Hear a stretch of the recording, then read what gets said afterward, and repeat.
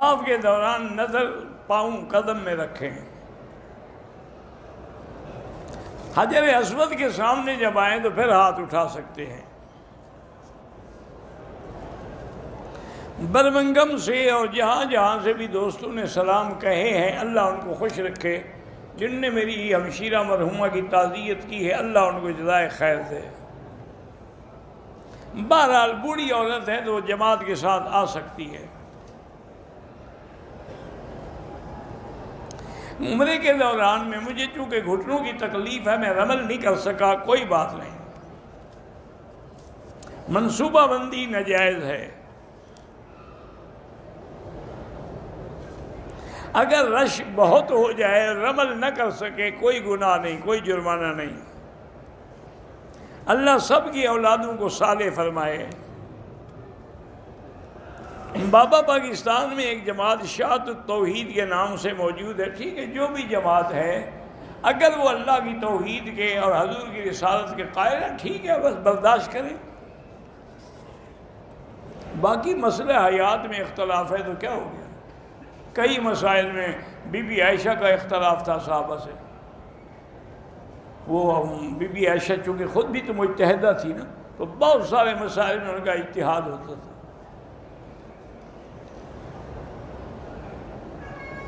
گھر میں عورتوں کو قبلے کا پتہ نہیں چلتا، مردوں کو تو چلتا ہے نا، وہ بتا دیں ان کو بس.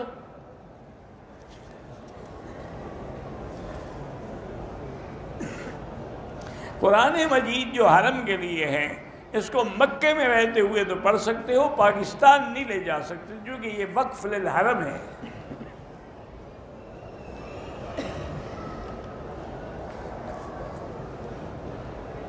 غسل کے دوران وضو کیا، وضو کر کے میں اپنے کمرے میں آیا، کپڑے پہنے، تو کپڑے پہننے کے دوران میری بیوی کی نظر اگر میری شرمگاہ پہ پڑے تو وضو ٹوٹ جائے گا. نظر اس کی پڑی ہے، وضو تیرا ٹوٹ جائے گا.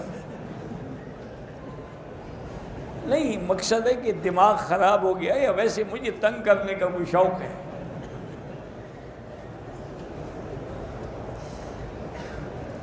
جمعہ کی نماز ہم نے پڑھ لی، 2 سنتیں نہیں پڑھ سکے، بعد میں پڑھ لو، اب پڑھ لو. قرضہ زیادہ ہو تو استغفار زیادہ پڑھو.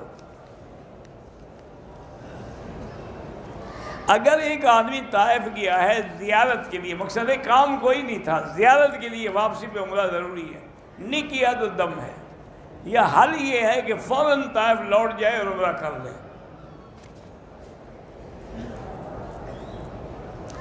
تکبیر اولیٰ ہو رہی ہے، لوگ صفیں ٹھیک کر رہے ہیں، کوئی بات نہیں، اللہ ان کو بھی اجر دے گا، صفیں ٹھیک کرنے کا بھی تو حکم ہے نا. 2 سال کی بچی ہے، رونے پر بے ہوش ہو جاتی ہے، اس کو زمزم پر 7 دفعہ فاتحہ پڑھ کے پلائیں، اور اس کا کسی اچھے نیرو ڈاکٹر کے پاس جا کے سی ٹی سکین کروائیں دماغ کا.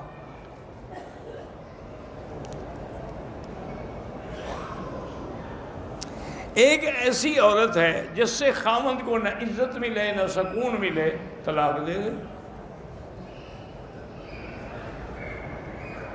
اگر عورت کے اندر یعنی اس کے رحم میں رسولی ہے، ٹیومر ہے، تو لیس لہا من دون اللہ کاشفہ، میں نے بتایا 1001 دفعہ پڑھ کے پانی پہ وہی پیتی رہے.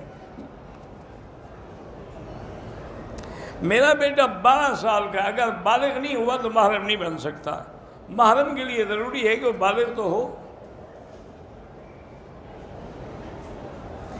عمان میں لوگ نیت سے پہلے ثنا پڑھ لیتے ہیں، رفع یدین نہیں کرتے، امام کے پیچھے سورۃ فاتحہ بھی نہیں پڑھتے. نیت سے پہلے تو کوئی ثنا نہیں پڑھی جاتی، کچھ اور پڑھتے ہوں گے، تمہیں خیال نہیں. بعض لوگ کہے نا پڑھتے نہیں، وجہت وجہ الذی فطر السماوات والارض، جب باقی ساری نماز صحیح پڑھ رہے ہیں تو پھر وہ غلط کیوں کریں؟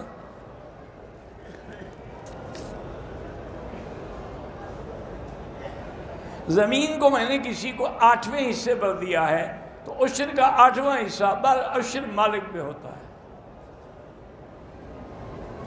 زمین کی آمدن میں نہیں، جو زمین سے نکلتا ہے، جو بویا ہے آپ نے. جو عورت میت کو غسل دے اس کو چاہیے کہ بعد میں غسل کر لے، لیکن نہ کرے تو کوئی حرج نہیں، وضو کر لے۔ میری خالہ کی بیٹی 2 سال ہو گئے ماں کے گھر میں بیٹھی ہے، بیچاری پریشان ہے۔ ایک جگہ سے طلاق ہو گئی تھی، دوسرے خاوند کے گھر جانے کا دعا فرمائے، اللہ خیر کا رشتہ نصیب فرمائے۔ ہمارے والد ہماری اپنی جائیداد میں سے ہمیں حصہ نہیں دینا چاہتے، دوسری اولاد کو دے رہے ہیں، پکڑے جائیں گے قیامت میں، سب کا حصہ ہے۔ ہمارے گھر کے قریب جتنی مسجدیں ہیں وہ اہل بدعت کی ہیں، تو پھر اپنی جماعت کر لیا کریں۔ حرم شریف کے ساتھ لوگ سبیلیں لگا کے کھانا تقسیم کرتے ہیں، بہرحال حرم کے اندر بھی دسترخوان وہ کھا سکتے ہیں آپ، یہ غریبوں کے لیے نہیں ہو، سب کے لیے ہوتا ہے۔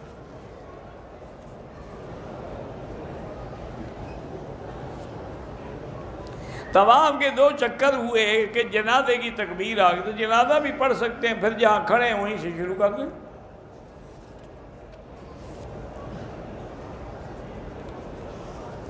حرم شریف میں جب عصر کی اذان ہوتی ہے تو 4 سنتیں پہلے والی پڑھا بالکل پڑھ سکتے ہیں، کیونکہ ان کے نزدیک تو وقت ہو گیا ہے نا، اول وقت تو شروع ہو گیا ہے نا۔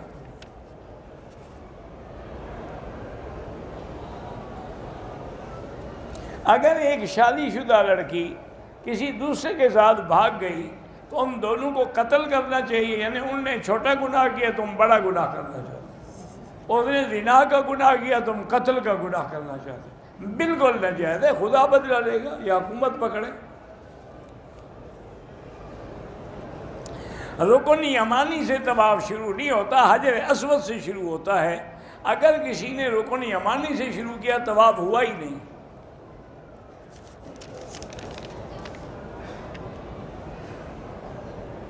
بہرحال کام نہیں ہو رہا تو زیادہ سے زیادہ استغفار پڑھو۔ اگر آپ یقین کریں کہ 2000 دفعہ روزانہ استغفار پڑھو، اول آخر ایک تسبیح درود شریف، تو آپ یقین کریں 1 مہینے میں پہاڑ جتنا قرضہ بھی ہو تو اتر جائے گا۔